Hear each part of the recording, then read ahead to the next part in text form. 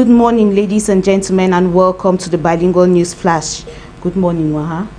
Good morning, Eliuga Fondionga. Mesdames, Messieurs, bonjour. Dans cette partie française du journal, nous ouvrons avec la Centrafrique où l'adoption du Bitcoin est donc programmée pour le 3 juillet 2022. Et puis la RCA qui défie donc la COBAC. Dans un communiqué signé le 27 juin 2022, le ministre de l'État centrafricain, directeur du cabinet de la présidence civile, Obed Namsio, a fait savoir que le lancement donc du Sango, la monnaie électronique de la République centrafricaine, est pour le 3 juillet 2022. Un lancement qui intervient dans un contexte où la Commission bancaire pour l'Afrique centrale, COBAC, avait annoncé via un communiqué l'interdiction des crypto-monnaies dans la sous-région de la Communauté économique et monétaire de l'Afrique centrale, CEMAC. Les détails dans ce reportage.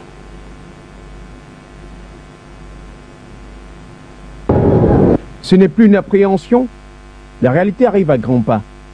La République centrafricaine va lancer le 3 juillet prochain le Sango, son nouveau système monétaire numérique alimenté par la technologie blockchain.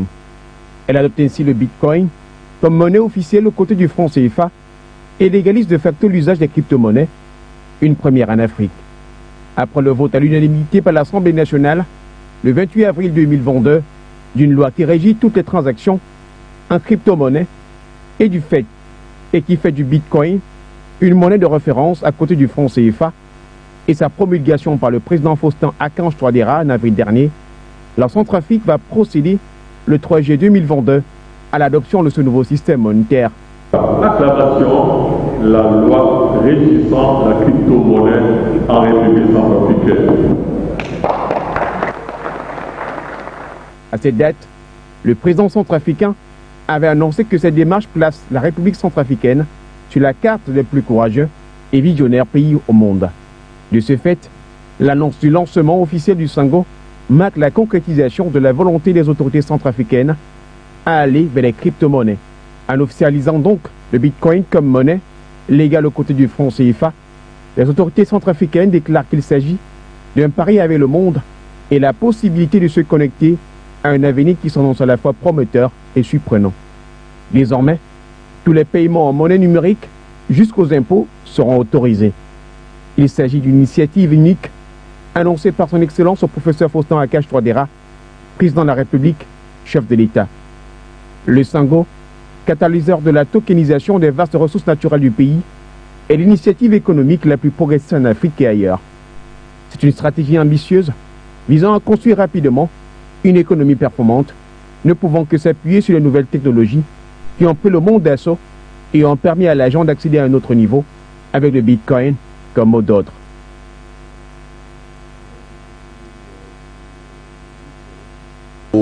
Donc justement, la lutte contre l'insécurité demeure une préoccupation pour l'Union africaine qui a donc doté ce pays de matériel de guerre. Je disais donc la lutte contre l'insécurité demeure une préoccupation pour l'Union africaine. C'est dans cette optique que l'Union a donc remis un important matériel de guerre au pays qui est donc le Niger, l'un des pays donc du Sahel, en proie donc à l'insécurité. C'est un don qui vise à assister le pays dans la lutte contre le terrorisme et le djihadisme dans cette sous-région. Cet important don de matériel a été réceptionné le dimanche 26 juin 2022. Des détails dans ce reportage de paix. L'arsenal militaire fourni par l'Union africaine au Niger est composé de véhicules blindés avec armes de bord, d'un groupe électrogène de grande capacité, des moyens de transmission et de bureaux au profit de la FMM. Une bonne nouvelle pour le président Bazoum qui a séjourné quelques jours dans le sud-est du pays frontalier avec le Nigeria. Il a rencontré des soldats déployés le long de la frontière du Nigeria, dont un contingent de 1000 nouvelles recrues locales dédiées à la sécurisation des villages où des milliers de déplacés ont été réinstallés l'année passée.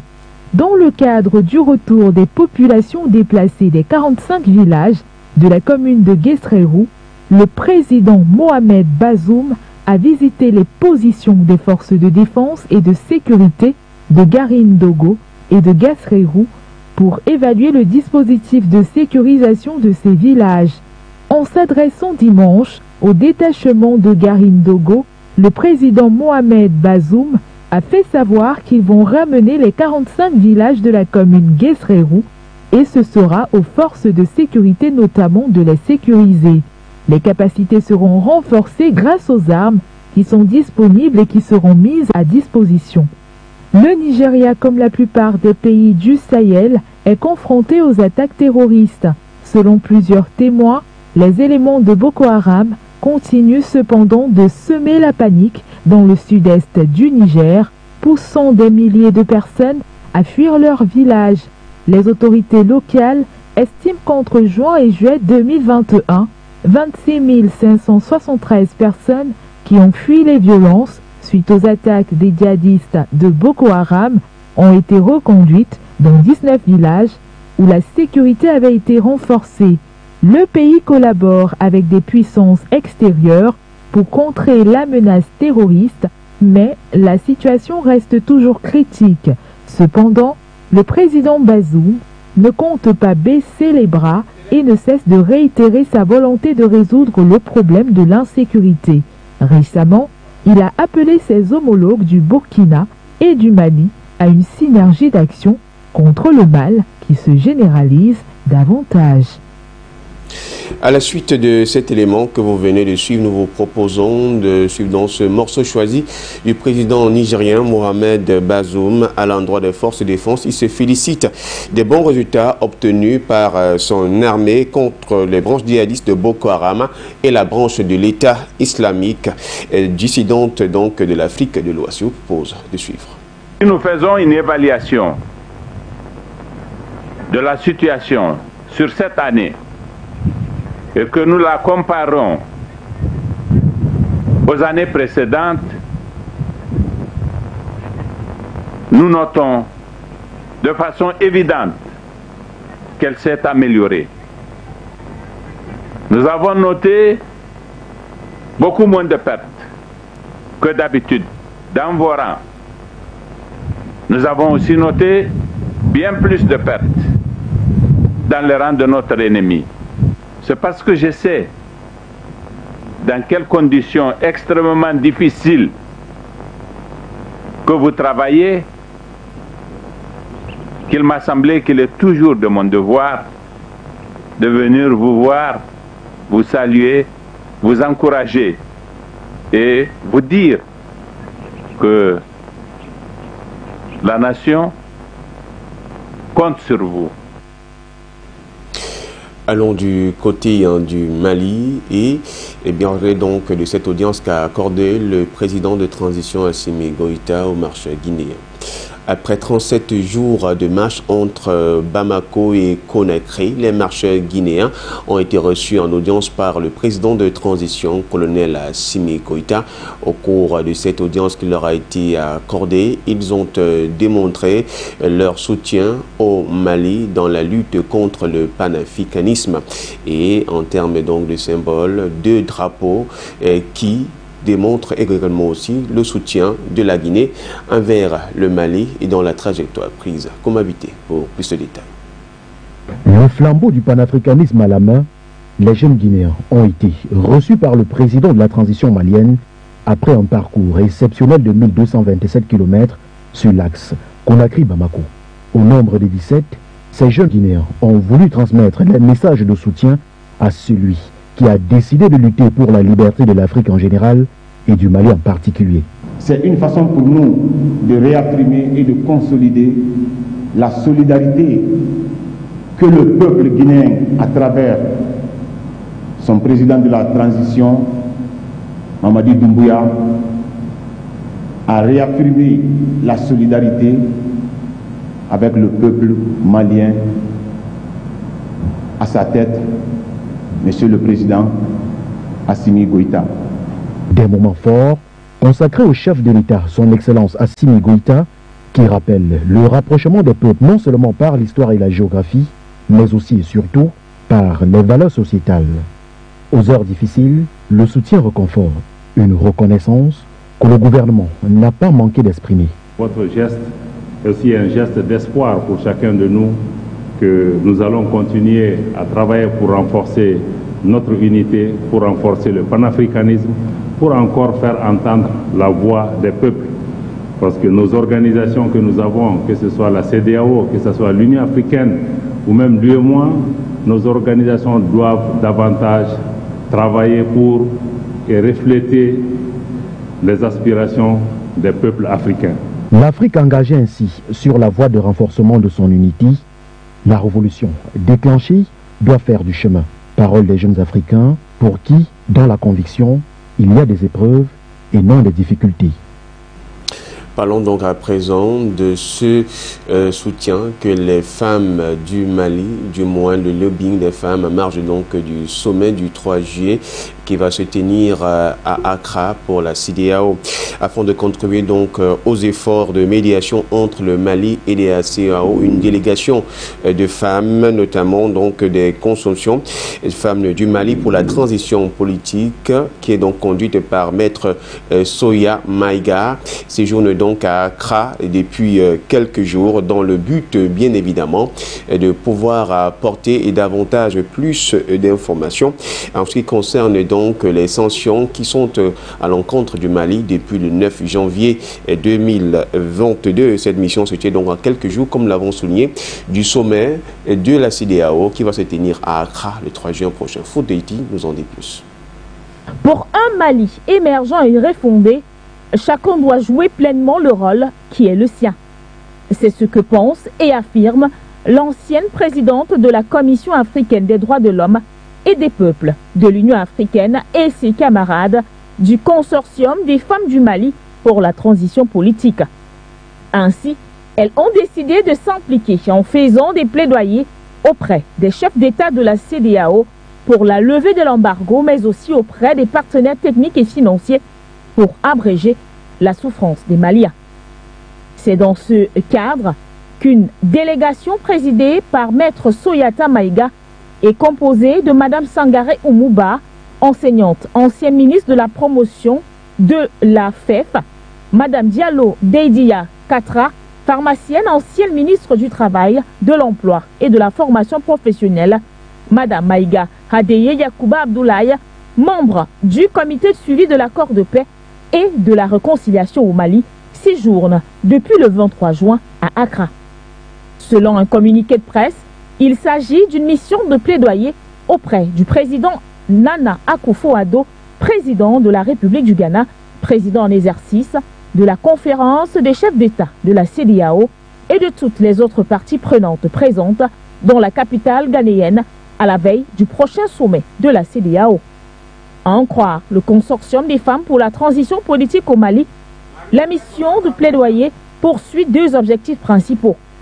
Contribuer aux efforts de médiation en cours en vue de parvenir à la levée totale des sanctions contre le Mali lors du prochain sommet de la CEDEAO du 3 juillet 2022, sanctions alors imposées au Mali suite au développement politique survenu en août 2022 et attirer la haute attention du président et du leadership de la CEDEAO sur les graves conséquences des dites sanctions sur la situation des populations et principalement celle des femmes et des enfants déjà sérieusement affectés par la crise sécuritaire et la pandémie de Covid-19. Ne dit-on pas que ce que femme veut, Dieu le veut? Parlons à présent donc de la situation au Soudan, des conflits frontaliers. L'ambassadeur soudanais en Éthiopie a appelé à rentrer. Les conflits frontaliers montent d'un cran entre le Soudan et l'Éthiopie. Le ministre soudanais donc des Affaires étrangères avait annoncé le 27 juin l'enlèvement et le meurtre à Gédéref de 7 soldats soudanais par l'armée éthiopienne. Et des réponses sont annoncées, tout comme le retour au pays de l'ambassadeur du Soudan en Éthiopie. Plus de détails dans ce reportage de Kouichou. La tension monte entre le Soudan et l'Éthiopie après le meurtre présumé de 7 soldats soudanais par l'armée éthiopienne. Selon un communiqué le lundi 27 juin du ministère soudanais des Affaires étrangères, ces hommes avaient été enlevés le 22 juin en territoire soudanais, puis emmenés en Éthiopie. Jugés d'actes lâches et perfides par l'armée soudanaise, des promesses de riposte sont également annoncées. La diplomatie soudanaise a dit qu'elle allait rappeler immédiatement son ambassadeur en Éthiopie et convoquer l'ambassadeur éthiopien en Khartoum pour lui signifier la condamnation soudanaise de cet acte inhumain. Les soldats disparus avait été enlevé dans l'état de Guéderef, dans l'est du Soudan, une zone de terre fertile frontalière de l'Éthiopie et depuis peu source de conflits entre les deux pays. Des heurts et autres accrochages parfois mortels sont devenus légion dans cette zone du Soudan depuis l'arrivée massive de dizaines de milliers d'Éthiopiens venus trouver refuge au Soudan à cause de la guerre au Tigré. Bien que les cultivateurs éthiopiens se soient installés dans la zone d'El Fashaga depuis des décennies, les troupes soudanaises ne s'y sont déployées qu'après le déclenchement du conflit au Tigré, qui oppose les autorités régionales locales et le gouvernement fédéral éthiopien. À l'heure où les autorités de Khartoum et Addis Abeba peinent à trouver un consensus au sujet du Tigré, le meurtre de ces 7 soldats vient jeter du feu aux poudres. Le Soudan a indiqué qu'il déposerait plainte auprès du Conseil de sécurité de l'ONU et des organisations régionales, tandis que la réaction de l'Éthiopie est à ce jour encore attendue. Côte d'Ivoire, le Premier ministre ivoirien Patrick Achi a procédé à l'inauguration du cycle ouvert de la centrale thermique d'Azito 4. C'était le 27 juin dernier, une centrale thermique dont la puissance est justement évaluée à 180 MW. Ngale Bokeya pour plus de détails. 217 milliards, c'est le coût total de l'investissement du cycle combiné d'Azito 4 d'une puissance de 180 MW. Cette centrale permettra de renforcer la production de l'électricité dans le pays d'Alassane Ouattara. À l'heure où nous faisons face à de nouvelles incertitudes liées à des soubresauts au niveau mondial, un secteur énergétique fort et fiable est nécessaire pour continuer à alimenter la dynamique de croissance de l'économie ivoirienne. L'extension va permettre d'accroître la fourniture d'électricité à long terme et contribuera au développement d'un approvisionnement plus efficace. L'inauguration de la turbine à gaz porte la capacité totale de la centrale d'Azito à 640 MW et fait ainsi d'elle la plus grande au plan national, soit 25%. La nouvelle turbine à gaz de la centrale vient donc soutenir 2 importants programmes déroulés par le gouvernement, dont celui de l'électricité pour tous, qui permettra aux ménages d'avoir un compteur électrique, notamment en milieu rural, et surtout celui du maintien de la réduction de 20% du tarif domestique social. Il faut quand même savoir que, alors que nous enregistrons un taux de couverture de l'électricité de 33% en 2011, grâce à la stratégie et leadership de son Excellence, M. le Président de la République, en mars 2022, plus de 82% des localités ont accès à l'énergie électrique en Côte d'Ivoire. Et demain, l'objectif très concret du programme Côte d'Ivoire solidaire, c'est d'atteindre 100% de couverture grâce au programme social du gouvernement PSGOV 2, afin de parachever ainsi l'immense ambition d'être une nation en marche, moderne et prospère. Rappelons que la mise en service de cette unité viendra renforcer la production de l'électricité de la centrale d'Azito, passant de 19% à 25% de puissance nationale installée. Madame, Monsieur, c'est avec cette note ivoirienne que nous mettons un terme à la partie française du journal. La partie anglaise, with you, Liuka Fonyonga. Good morning once more, ladies and gentlemen, and welcome to the English part of this newscast. Representatives of the scientific community, the private sector, and the civil society are meeting in Lisbon, Portugal, to feed answers to the growing need of sustainable exploitation in the energy sector. Tekengwana tells us more. The exigence decree in Lisbon, Portugal can only be overcome if humanity manages to resolve different contradictions. For example, the deep sea extraction of fossil energy resources collides with the preservation of the oceans. This is at the center of discussion of the 2022 United Nations Conference to support the implementation of Sustainable Development Goal 14 under the theme Conserve and Sustainably Use the Oceans, Seas and Marine Resources for Sustainable Development. Heads of state and government, representatives of the scientific community, the private sector and civil society will seek at this summit to find answers to the growing needs to implement new paradigms of sustainable exploitation of the immense resources that the oceans place at our disposal, which we must seek to exploit in an increasingly sustainable way and to preserve for future generations. Fossil resources, experts say, are sources of wealth that no country can do without, especially when they allow other development goals to be reached. Saibamos que a questão da exploração de hidrocarbonetos, tal como outras explorações que se fazem a nível do mar. Although we know that the issue of exploration of hydrocarbons, like other explorations that are done at sea, has some bad effects, no, if we don't control the situations, we have other benefits that are related to our development indexes. Naturally, for a country like ours, we have to resort to these resources in order to overcome certain needs that are pressing in our society. Ultrapassar certas necessidades que são prementes na sociedade. However, the balance is delicate but possible, although the energy balancing shift is needed. Oil and gas industry has been tightly regulated. And biodiversity can coexist with sustainable operations if they are properly licensed with environmental impact assessment. I understand in developing countries revenues are extremely important. I understand we're in a crisis of fossil fuel need at the moment. However, the bigger crisis, the bigger picture, is the climate, it's the effect it's having on the ocean. To face these challenges, experts insist the political decision makers or economic agents cannot do it all alone. Thus, it is a collective battle for all. After all, we are all energy consumers. Despite threats from BEAC and CEMAC, Central African Republic goes ahead to unveil its cryptocurrency called Sango. A date has been set aside by the Central African President on the going change of the financial system of the country. Nota Bianca in the following report. The President of the Central African Republic, Faustin Archange Touadéra, has announced that his government will support initiatives centered on developing blockchain infrastructure in the country. Touadéra, on his social media handle Twitter, said the Central African Republic government would launch Sango, a crypto initiative proposed following the country's adoption of Bitcoin as legal tender in April, captioning, "With Bitcoin as legal tender and inspiration, our country opens a new chapter in its inspiring journey towards a brighter future via blockchain tech. Everyone is welcome to witness the Sango Genesis event that will be broadcast on the 3rd of July. According to the Sango website, the government intends to launch a programming during the July 3rd event where the president, members of his cabinet and industry experts will discuss the physical and digital infrastructure Central African Republic will need to enter the crypto space as well as a legal framework for the country.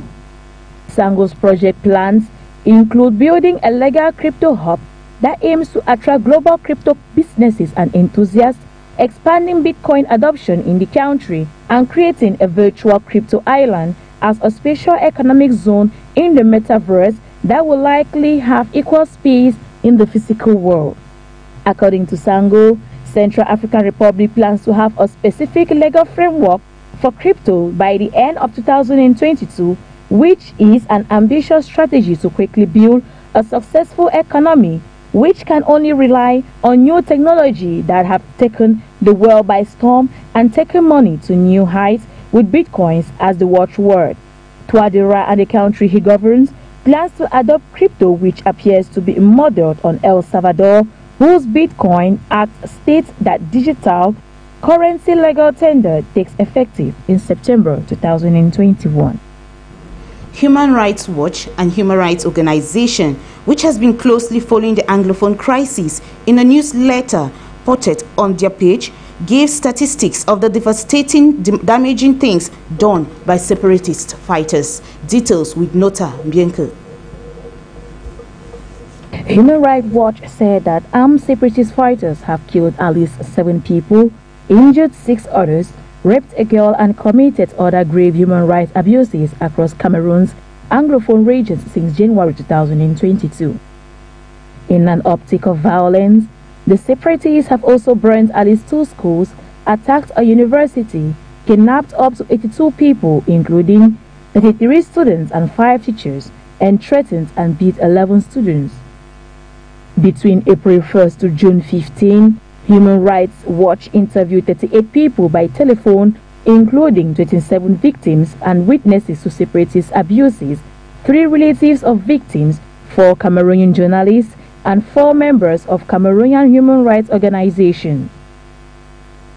Human Rights Watch also reviewed medical records, 13 videos, and 56 photographs shared directly with Human Rights Watch researchers or posted on social media showing evidence of separatist abuses. Fighting to create an independent Anglophone state of Ambazonia since 2016, separatists target civilians who do not observe their call for school boycotts or general lockdowns.